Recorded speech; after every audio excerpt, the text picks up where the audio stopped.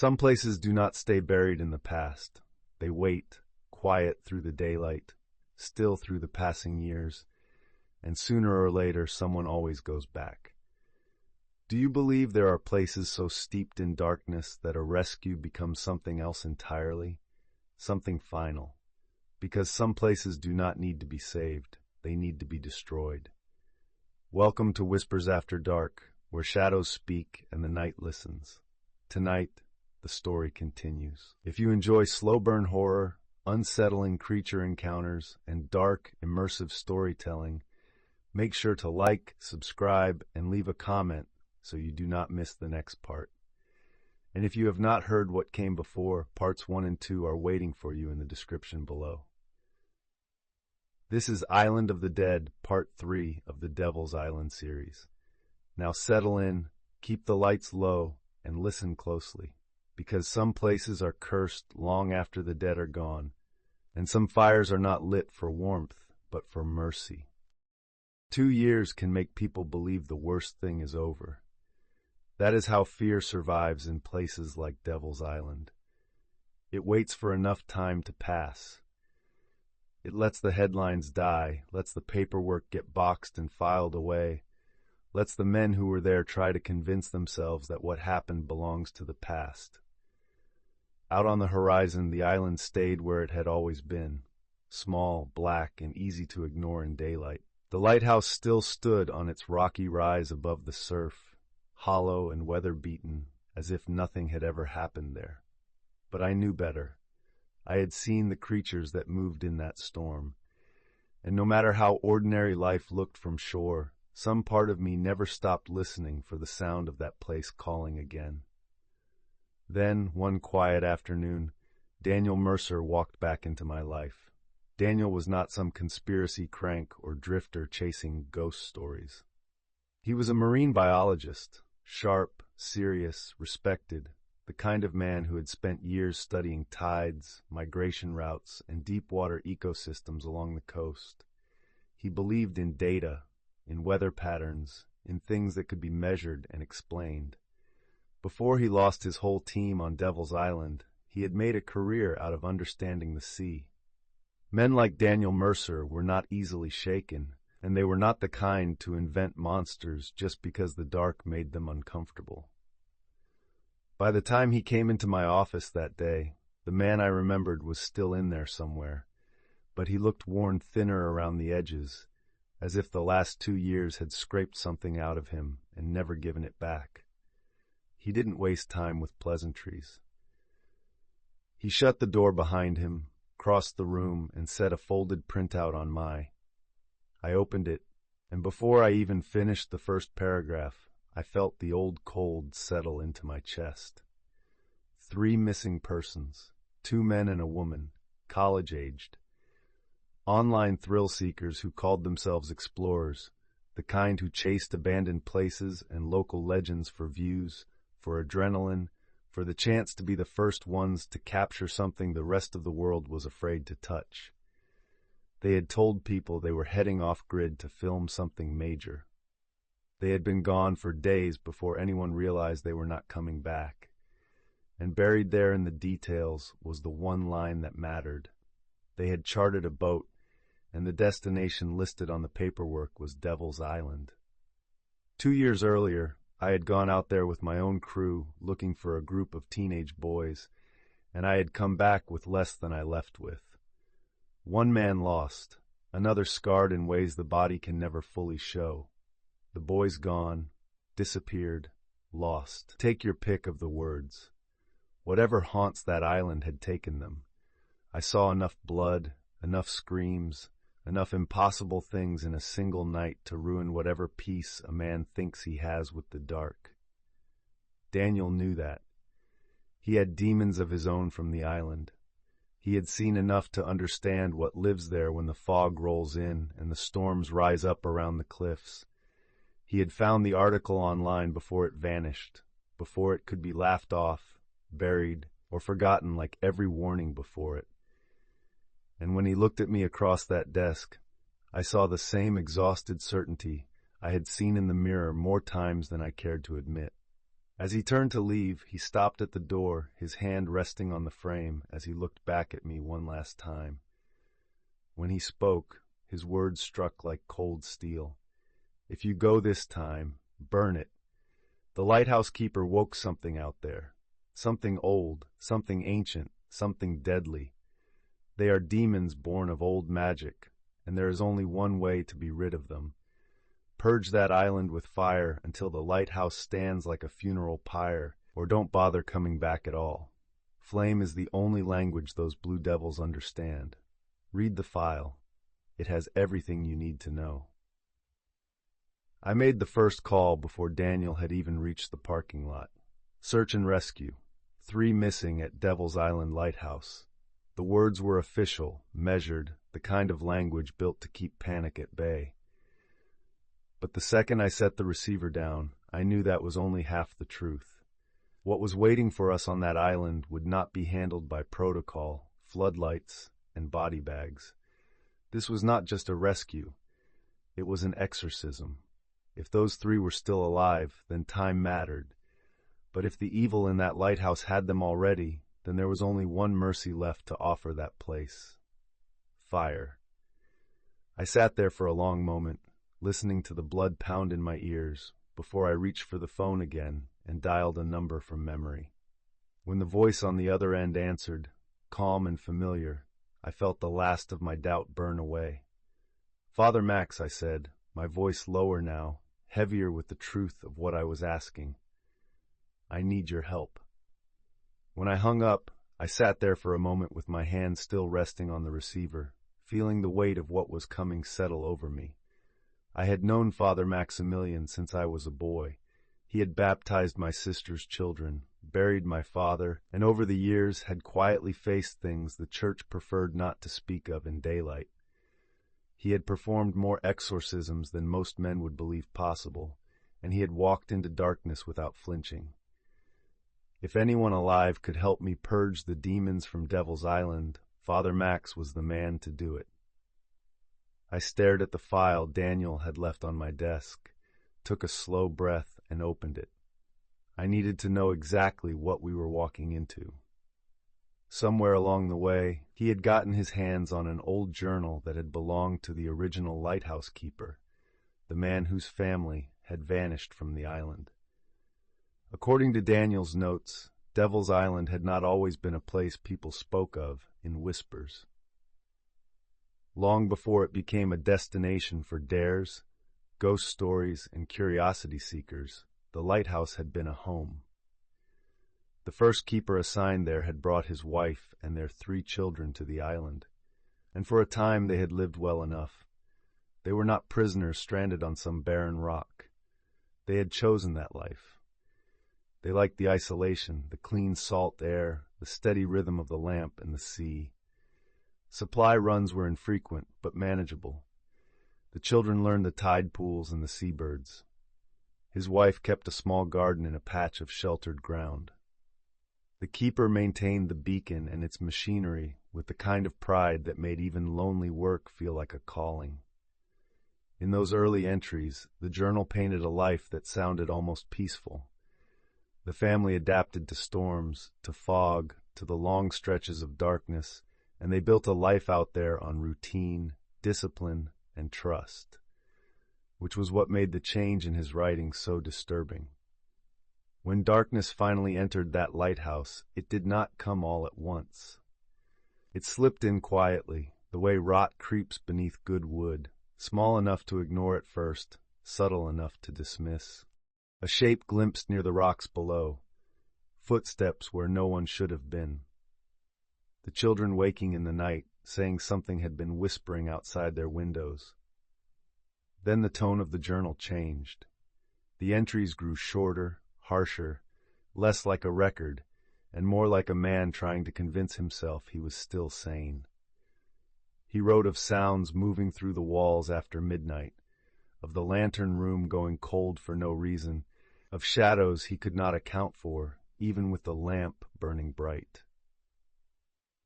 By the final pages, the handwriting had turned jagged and desperate, the words pressed so hard into the paper they nearly tore through. The keeper had become convinced they had awakened something ancient, something cruel, something patient, something he believed had followed them from the old country. And by the end, the journal no longer read like a logbook at all. It read like a warning from a man who knew, too late, that whatever had come into that lighthouse was no longer outside the door. An hour before sunrise, I met Father Max on the dock beneath a sky the color of wet slate. The harbor was still half asleep, the water black and restless against the pilings, the wind carrying that raw, salt-cold bite that settles into your bones before dawn.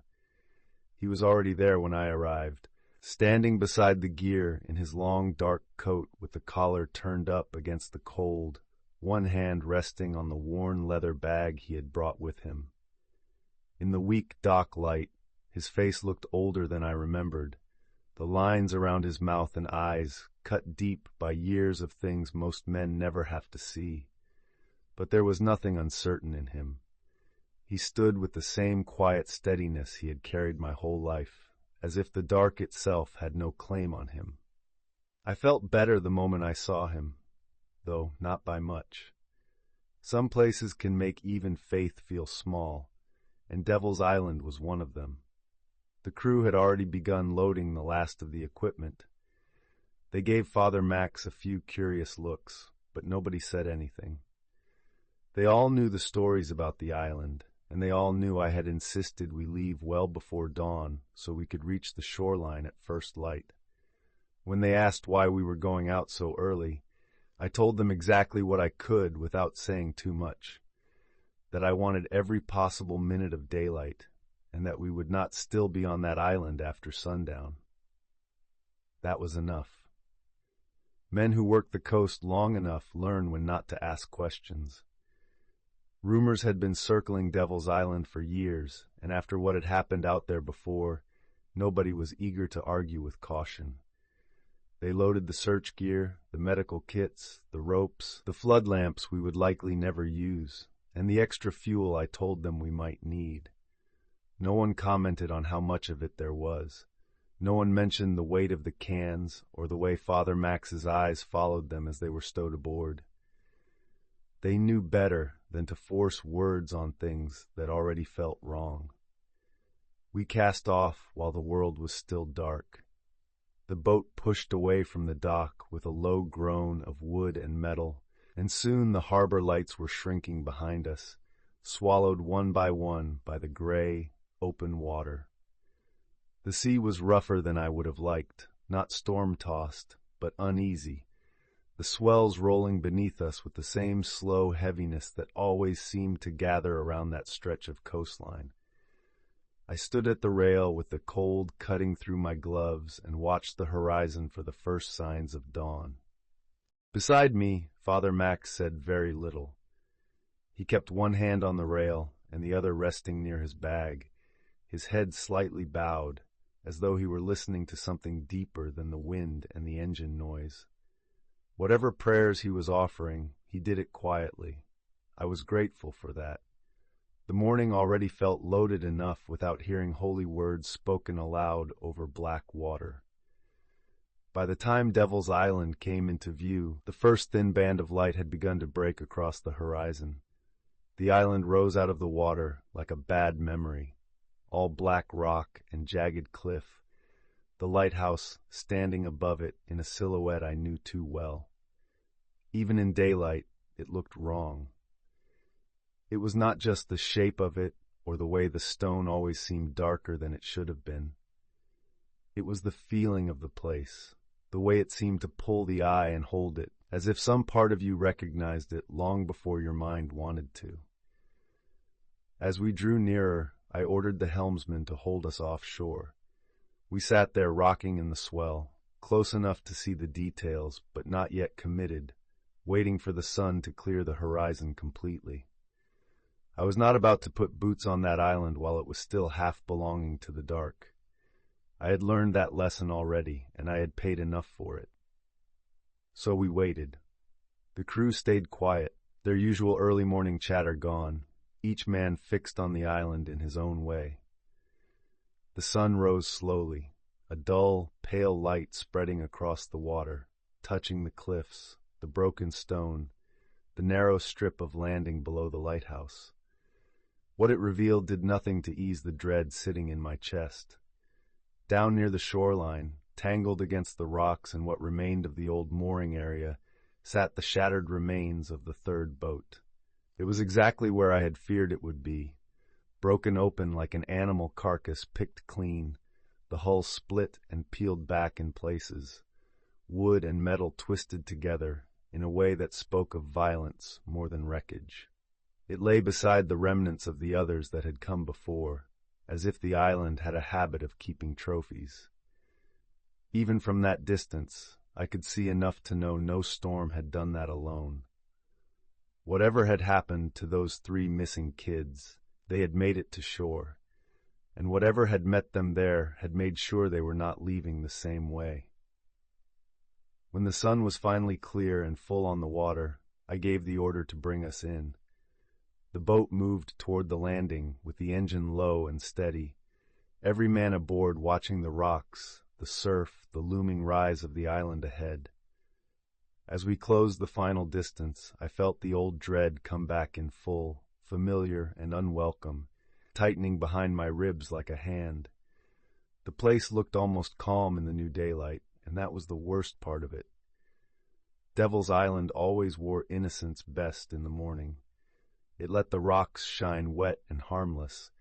It let the gulls circle overhead and the tide slap gently at the stone.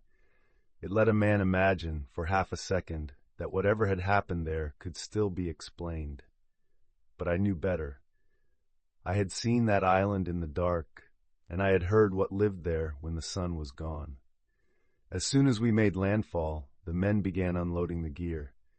Search packs, ropes, first aid supplies, lanterns, crowbars, and then the fuel. The extra cans came down one by one, heavier than standard prep called for, and I caught a few sideways glances from the crew as they set them on the rock. Nobody questioned me. Nobody questioned Father Max either when he stepped onto the island with his leather bag in one hand and his coat whipping in the wind, his gaze lifting toward the lighthouse, as if he could already feel what waited inside. The men may not have known exactly what I intended, but they were not fools. They understood enough. We had come officially to search for the missing, but standing there with the sun finally up, the ruined boat at our backs, and the dead tower rising above us, I knew we had come for something else as well. We had come to finish what should have been finished long ago. And if God was willing, before that day was done, the lighthouse would burn. We left the boat behind and started up the path in a silence that felt heavier than the gear on our backs. The climb from the shoreline had never been easy, but in the pale morning light it seemed steeper than I remembered. The narrow track cutting up through black rock and wind-bent grass toward the ridge above. The ground was slick in places where sea spray had dried in a thin crust of salt, and the stone under our boots shifted just enough to keep every step uncertain. The men moved carefully, spreading out only as much as the path allowed, burdened with search packs, medical kits, ropes, and of knowing exactly where they were. No one spoke unless it was necessary. The wind did most of the talking for us, dragging low over the rocks and through the dead grass with a dry, whispering sound that was too close to a human voice for comfort. The higher we climbed, the more the island seemed to close in around us. The shoreline dropped away behind us, the boat below growing smaller against the dark water, and ahead of us the lighthouse rose higher with every step, perched on the ridge like something that had been waiting there long before any of us were born. In daylight, it should have looked ruined and empty, just another abandoned tower left to rot against the sea. But there was nothing empty about it. The stone walls were stained dark with age and weather, the windows hollow and black, and the upper lantern room sat against the brightening sky like a dead eye that still knew how to watch. Even with the sun climbing behind us, the place seemed to hold its own shadow. It stood there above the cliff line, silent and crooked with years, as if the whole island had been built for no purpose other than to keep that one structure standing. The path bent hard along the ridge, forcing us to move single file for a stretch where the drop to the rocks below was sharp enough to make a man watch his footing whether he wanted to or not. The wind hit harder there, carrying the smell of brine, wet stone, and something else underneath it, something stale and sour that did not belong in open air. I caught it only in flashes at first, just enough to make me question it, but the farther we climbed, the more certain I became. It was the smell of rot, faint but unmistakable, as though the lighthouse had been keeping something inside that had started to spoil. I saw two of the men glance at each other, each one hoping the other had not noticed it. Father Max kept climbing without a word, his coat snapping in the wind, one hand holding his bag close against his side, while his eyes stayed fixed on the tower above us. There was nothing hurried in the way he moved, but nothing hesitant either. If he felt the wrongness of that place settling over us, he gave no sign. By the time we reached the final rise, my breathing had gone deeper from the climb, and the old dread in my chest had settled into that familiar leaden weight I remembered too well. The ground leveled just enough to reveal the lighthouse fully, looming over us now at close range, its base ringed with broken stone and patches of stubborn grass flattened by the wind. Up close, it looked worse than it had from the water. The walls were scarred and split in places. The paint on the adjoining keeper's quarters long since stripped away by weather and salt, the windows dark as empty sockets. The front door still hung where it always had, warped with age and hanging slightly crooked in its frame. From a distance it had looked abandoned. Standing there beneath it, it looked like something else entirely. Not dead, not ruined, just waiting. I stopped for a moment at the edge of the yard before the entrance and let my eyes move over the ground. There were marks in the dirt and gravel, fresh enough to matter. Boot prints, scuffing near the threshold. A drag mark I did not like the look of, cutting faintly across the stone and disappearing into the shadow of the doorway. The 3 missing kids had made it this far, maybe farther. The sight of those signs put a new urgency into the men behind me, but it also sharpened the cold certainty already working its way through me. Whatever had happened here had happened recently, recent enough that the island had not finished with it yet. Above us, the lantern room gave a low creak as the wind moved through the broken glass and rusted frame. It was an ordinary sound, the kind old structures make all the time, but on that ridge it carried down over us like a slow breath. No birds called from the rocks. No gulls circled overhead. Even the surf below seemed farther away than it should have been, muted beneath the hush that hung over the tower. The whole place felt like it was listening. I tightened my grip on the strap over my shoulder and looked once at Father Max. He gave the smallest nod, his expression unchanged, steady as stone. Then I turned back toward the door and led the men forward, up the last few yards of broken ground, toward the dark opening at the base of the lighthouse. The moment we crossed the threshold, the air changed. Outside, the wind had been sharp and cold, alive with salt and motion. Inside, everything felt close, stale, and wrong, as if the lighthouse had been shut tight around its own decay for years and had no intention of letting any of it out. The smell hit first, old damp, mildew, rust, sea rot soaked deep into wood and stone, but beneath it was something heavier, fouler, something with the sweet, sick edge of blood gone stale. It clung to the back of my throat the way bad memories do, immediate and impossible to ignore. The men behind me felt it too. I heard one of them shift his footing and pull a sleeve across his nose, but no one said a word. Voices seemed like the wrong kind of noise in a place like that, as though speaking too loudly might wake something better left listening. The entry room looked much the way abandoned places always do at first glance.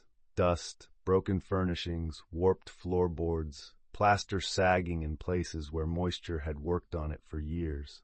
But it only took a second look to see that this was not the untouched ruin the outside suggested.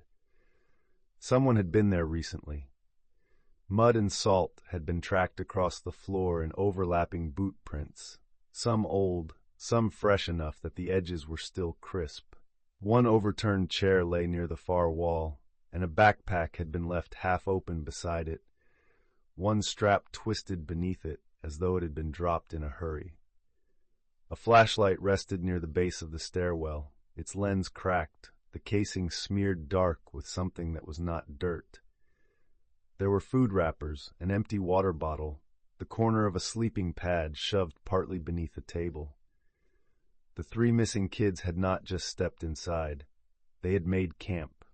They had settled in long enough to believe they still had time. I moved farther into the room, keeping my light low, sweeping it across the walls, the floor, the broken furniture, searching for any sign of movement. The beam caught marks in the wood near the inner door frame, long, uneven gouges carved deep enough to expose raw pale wood beneath the grime. I stopped when I saw them. Not old damage. Not weather. Something with force had raked at that frame hard enough to leave splintered curls hanging from it. I did not need to imagine what kind of hand might have made marks like that. I had seen enough of that island already. For a moment, the memory came back so clearly it felt like a second room layered over the first. The storm, the lantern light, the sound of something fast in the dark. I forced it down and kept moving. The men spread out through the lower level, checking corners, calling softly, not yet loud enough to feel like they were announcing themselves. Father Max stayed near the center of the room at first, turning slowly as his gaze moved across the walls and up toward the stairwell that curled into shadow above us. His face did not change, but something in the stillness of him made the room feel even more strained, as though he were listening for a sound no one else could hear. He reached down once and touched the edge of the table with 2 fingers, then drew them back, studying whatever dust or residue had come away on his skin. He said nothing. He did not need to.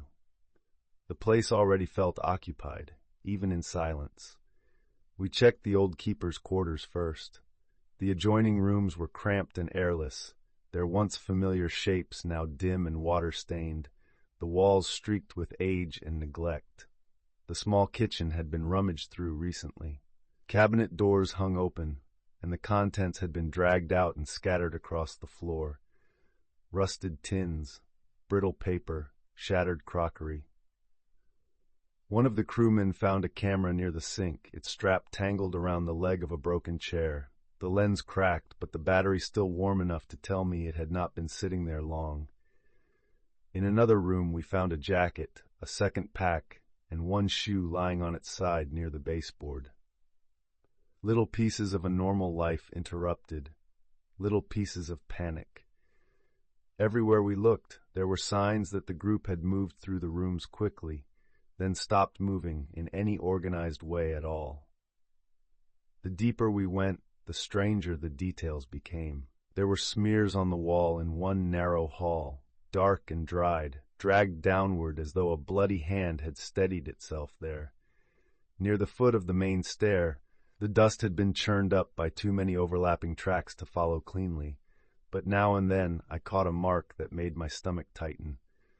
A print too long, too narrow, too wrong in its shape to belong to any boot. One of the men must have seen it too, because he froze for a half-second, his light hanging there over the floor before he jerked it away and kept moving. Nobody wanted to be the first one to say what we were all starting to understand. This place had not been empty when those kids came ashore. It might not be empty now. Then, from the room at the far end of the lower hall, the same room Daniel had once described in grim, shaking detail, one of the crew stopped dead and called back to us, low and urgent. Not panic. Not yet, but enough to put all of us in motion at once. I reached the doorway first and felt my whole body go cold. She was on the floor against the far wall, half curled on her side as if she had collapsed there and never found the strength to move again. For one terrible second I thought we were too late. Her skin looked bloodless in the dim light, her hair matted against her face, her clothes torn and stiff in places where they had dried dark. One leg was stretched awkwardly beneath her, and even from the doorway I could see the gash along her calf, deep, ragged, ugly enough that it should have taken far more blood than she had left to lose. But then I saw the faint rise and fall of her back. She was still breathing. The relief that hit me was brief and sharp, gone almost as soon as I stepped fully into the room and saw what surrounded her. Symbols had been drawn across the floorboards in blood, circles broken by jagged lines, crude shapes twisted together in patterns that meant nothing to me, and yet carried the unmistakable weight of something meant to invoke or bind. Some had been traced with fingers, smeared and uneven. Others looked more deliberate, drawn slowly, carefully, by a hand that had taken its time. The marks ran partly up the wall behind her, too, dark against the peeling surface, framing the place where she lay as if the room itself had been turned into some kind of altar. Whether she had drawn them herself in terror and delirium, or whether something else had used her blood for the task, I could not say. Either answer was bad enough to make the skin on my arms go tight. She stirred when we approached, but only barely. Her lips moved. At first it sounded like nothing, just dry breath catching in her throat, but when I knelt beside her, I heard fragments, broken words, repeated under her breath like something she had been trying not to forget. Not names, not prayers, warnings. The kind of fractured, desperate sounds that come from someone who has seen too much and survived only by accident. Her eyes opened for a second, wide and unfocused, darting past me to the doorway as if she expected something to be standing there just behind us. Then she flinched so hard it looked like pain ripped through her all at once. I snapped the men back to the work in front of them.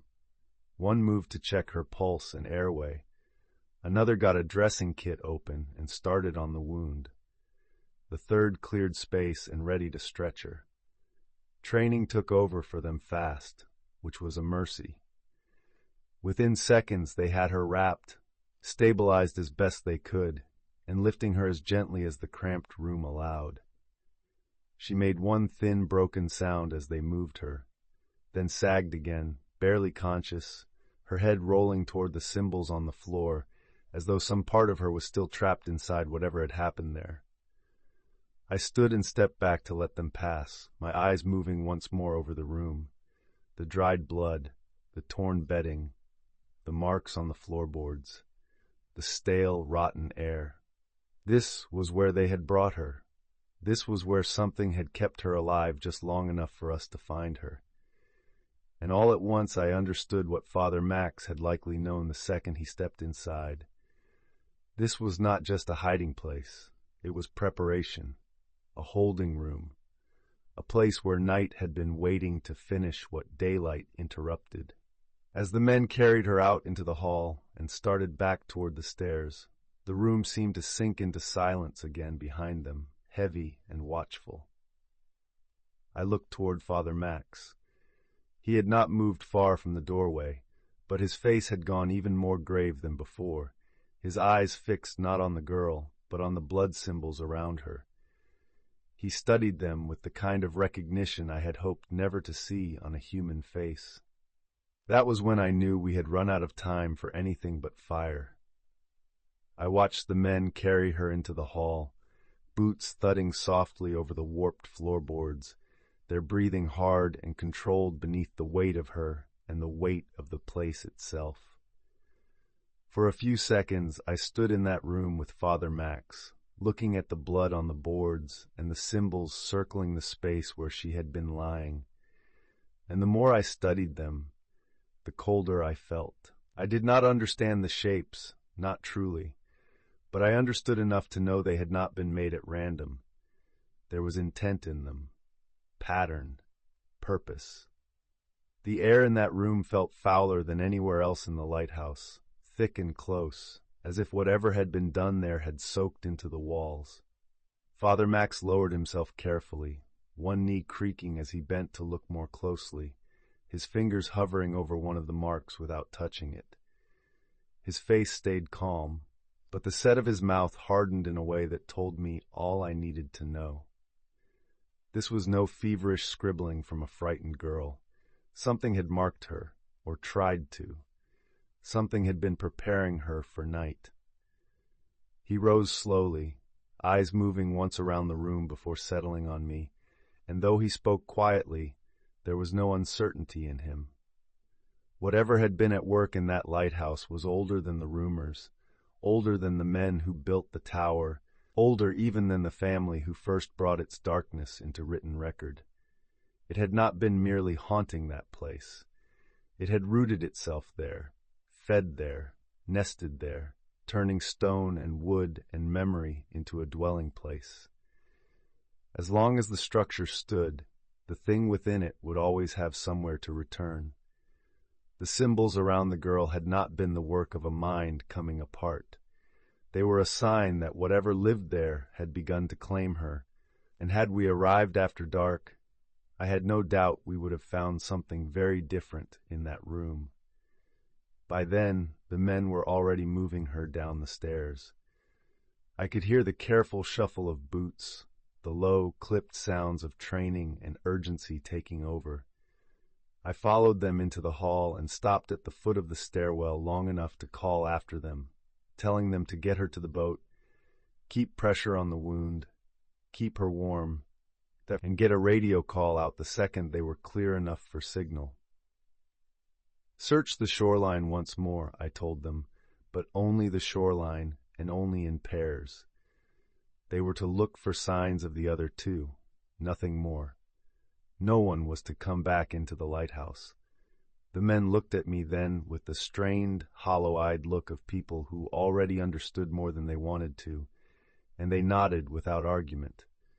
The girl was still alive. Rescue had become real for them the second they felt her weight in their hands. Once they were gone, the lower level seemed to exhale around us, settling into a silence so complete I could hear the distant rush of surf striking the rocks below. It was strange how quickly a place can feel even more occupied after the living have left it. I had spent my life trusting procedure, trusting numbers, trusting the plain, practical shape of things. But standing there with Father Max, in that stale dimness, I knew whatever came next would not be found in any manual. I moved quickly then, because daylight was climbing, and I had no intention of giving the island more time than it already had.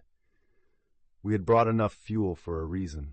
The cans came in from the entry room first, dragged and carried through the lower quarters, then up the first flight of stairs.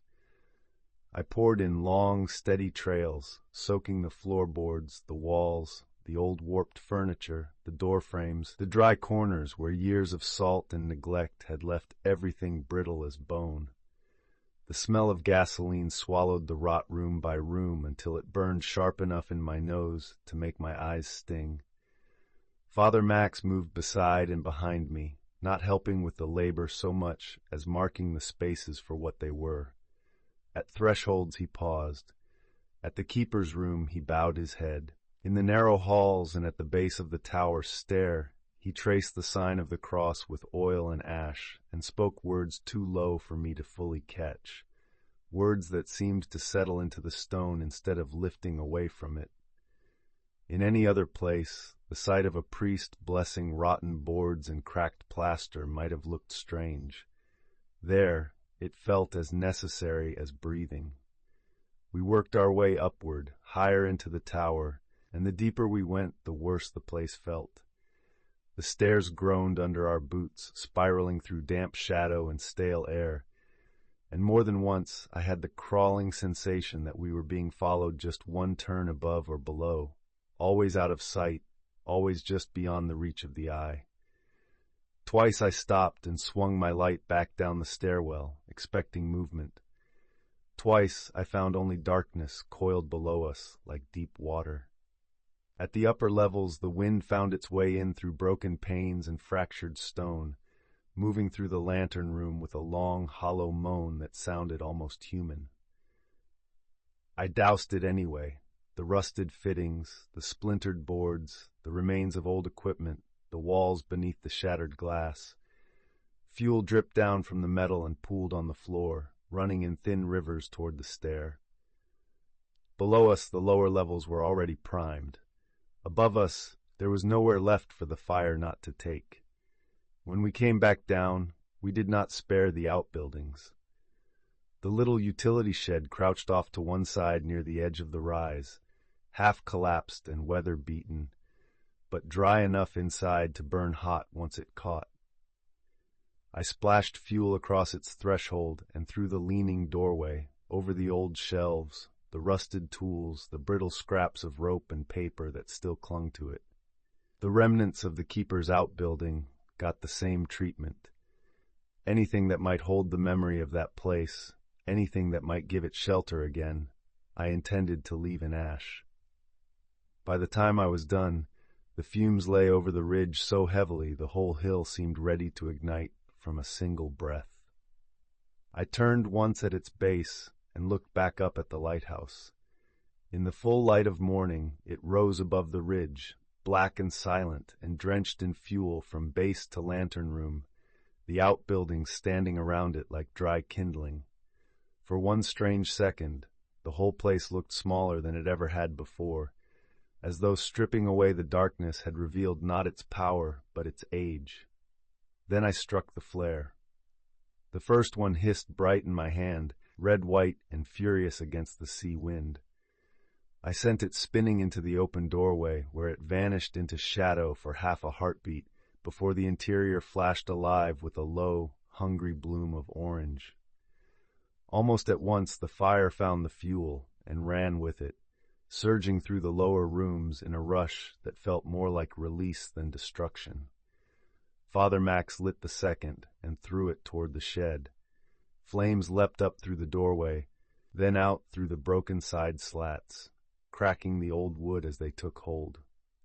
The girl was already aboard by the time we came back down the path, the crew moving around her in urgent, efficient motions as they got her secured and ready for transport. Her wound had been bandaged tightly, her skin wrapped against the cold, an oxygen mask fitted over her face. Even from the slope above, I could see the pale stillness of her, the way one hand twitched now and then as if she were reaching in her sleep for something that was no longer there. I told the men to push off as soon as we were aboard. No delays, no second guesses.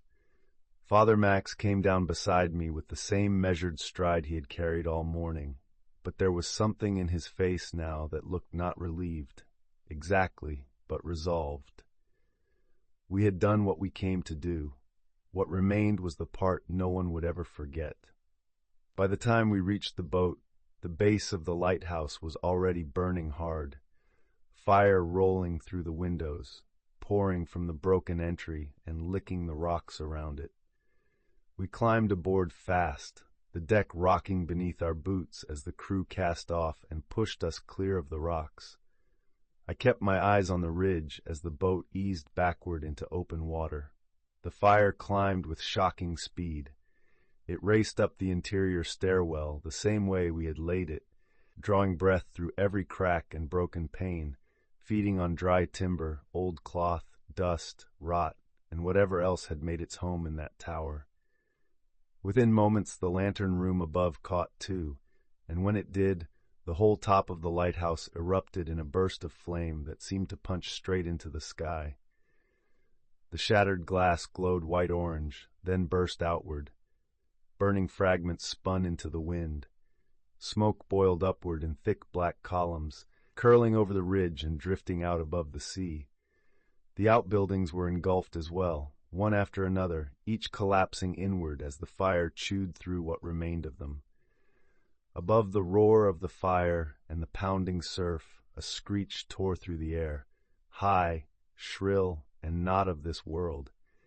It rose from the burning lighthouse like the death cry of something ancient, something furious at being dragged into the light. The sound hit us so hard it seemed to rattle through bone, and then it was gone. In the silence that followed, even the ocean fell still. The water around us smoothed into an unnatural calm as we stared back at the inferno, the lighthouse blazing on the ridge like a monstrous beacon against the morning sky. No one on the boat spoke. The only sounds were the engine, the hiss of the water beneath the hull, the low crack and roar of the blaze behind us, and the girl's ragged breathing under the mask. The crew kept stealing glances back over their shoulders, faces painted by the flicker of orange light even in broadening daylight. Father Max stood near the stern, one hand resting on the rail, the fire reflected in his eyes as he watched the tower burn. He did not look triumphant. He looked grave, as though he understood better than any of us what it costs to cleanse a place by force. I stood beside him and watched that lighthouse become exactly what Daniel had said it must, a funeral pyre on the edge of the world. As we pulled farther from shore, the flames only seemed to grow larger. The tower became a torch on the ridge, a towering pillar of fire visible even against the brightening morning sky. Black smoke streamed above it like a banner of mourning. For a moment, with the sea opening between us and the island, I thought I saw shapes moving in the windows behind the flames, quick, pale things thrown back and swallowed by the blaze. But whether that was heat, memory, or something being driven out at last, I could not have said. I only knew I did not look away until the heat had become a distant shimmer, and the island itself had begun to recede behind smoke and light. No one else was found alive. The girl was the only one we brought back from Devil's Island that morning, and even she came with the island still clinging to her in blood, fever, and broken fragments of memory. Behind us, the lighthouse burned until it no longer looked like a building at all. Only a great wound of fire opened against the sky. And as the boat carried us away over the dark water, with the survivor breathing weakly under blankets and Father Max silently watching the flames consume the lighthouse, I felt no doubt at all. We had done what was necessary, and if there had been any way to wipe that cursed rock from the face of the earth entirely, I would have left nothing behind but open water. Stories like these do not end cleanly. Even after the flames die down, even after the sun rises, something remains, a weight, a silence, a feeling that what was destroyed may not have been everything that lived there. Some people will say Devil's Island ended that morning, that the fire did what it was meant to do, that whatever haunted that lighthouse was finally dragged into the light and burned away. Others will say that places like that do not give up their darkness so easily, that some things can cling to stone, to water, to memory, and wait long after the fire is gone. And if we had not stood there ourselves, if we had not seen that tower burn, heard that unearthly scream tear through the morning, and watched the sea fall still around us, who are we to decide where the haunting ended and where it merely changed shape? Thank you for joining us tonight on Whispers After Dark. If you want the final chapter of this Devil's Island series, make sure you like, subscribe, and turn on notifications so you do not miss part 4 when it drops. You'll find more stories waiting in our playlists: creature encounters, disappearances, cursed places, and slow burn horror built for late nights. For now, let the dark settle in. And if you ever find yourself staring out at a stretch of water that feels too quiet, remember that some lighthouses aren't there to guide you home. Until next time, stay curious, stay cautious, and beware of the whispers after dark.